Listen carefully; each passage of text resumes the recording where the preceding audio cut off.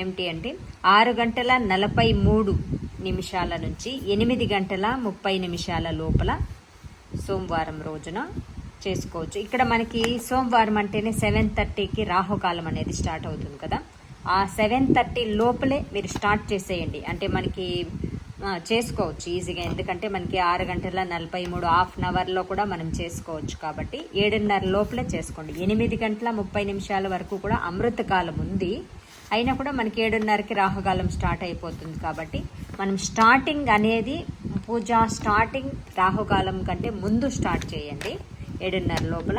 Finishing మనకి ఎంత టైంకైనా కూడా కావచ్చు, దాంట్లో ఏం పర్లేదు. ఓకేనా? సో మీరు ఇంకా ముందుగా చేసుకోగలము అనుకున్నట్లయితే బ్రాహ్మీయ ముహూర్తంలో కూడా చేసుకోవచ్చు. 4:09 నుంచి 4:57 లోపల అద్భుతమైన బ్రాహ్మీయ ముహూర్తం, ఈ ముహూర్తంలో కూడా చేసుకోవచ్చు. ఆ టైమింగ్